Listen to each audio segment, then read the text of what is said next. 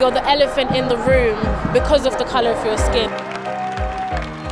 We are at one of the several Black Lives Matter protests taking place in London in solidarity with those marching in America following the killing of George Floyd in police custody in Minneapolis. Save me! George Floyd! Save me! The United States is a bastion of peace and freedom and has been for most of my lifetime. Now the marches happening here and across the world are bringing up a lot of uncomfortable questions, especially given that coronavirus is barely behind us. We're getting killed from corona, we're getting killed by the police. If they are allowed to go to the beaches, we should be allowed to protest. In part one, I'll be asking Black people why they're putting their lives on the line, given that the stats are showing us that Black and ethnic minorities are at higher risk of dying from the virus. I'll also be asking them about the impact racism has had on their lives.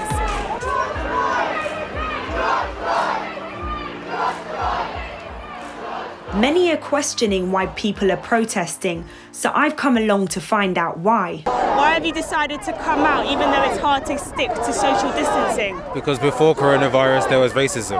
After coronavirus, there will still be racism. My children, I have 2 sons, and I need to stand up for their lives.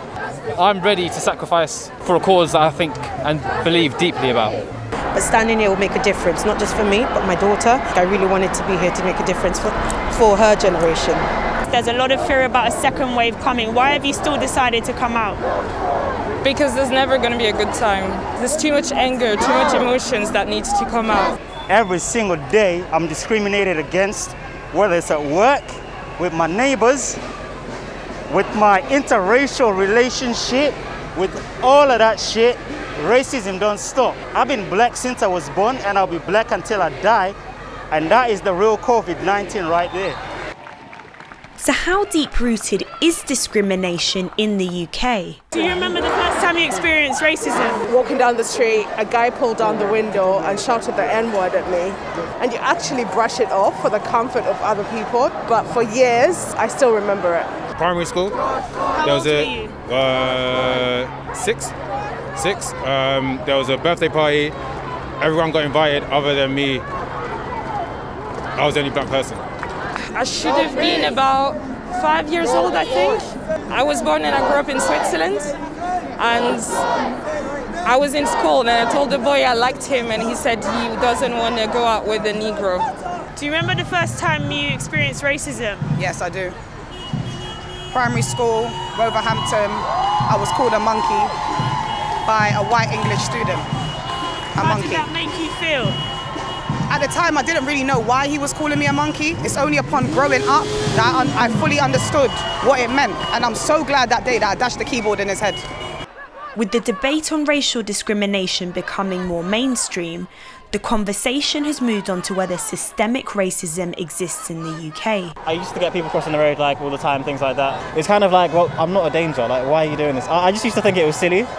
But it's like, as I got older, you realise that those perceptions people have like from far away, they're carried through to like the workplace, like how people treat you in general, also like how the police see you and things like that. Can't really put your finger on it. No one has ever said to me, oh, you nigger, or, you know, I don't want to talk to you because you're Black. It's the kind of covert racism where I've been overlooked for jobs or I've been treated differently at work and not given the same amount of work that other people have.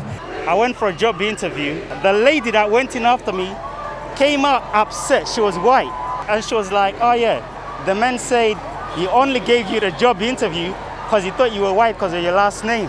A lot of the time, just with police, like for example, I could just be chilling with my friends and we're not doing anything at all. The same group of white people could just be chilling and they come over, they want to search us, they want to stop us and just stuff, little things like that. You feel trapped, you feel like, you get me, you just feel like you're powerless. I think I normalised it. It's only when I got older and I got to the normal work environment that I realised that my experiences and the things that I went through growing up weren't actually normal.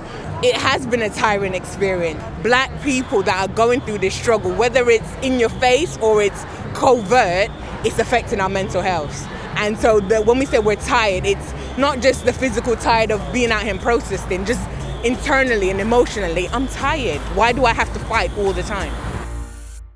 Thanks for watching the first part.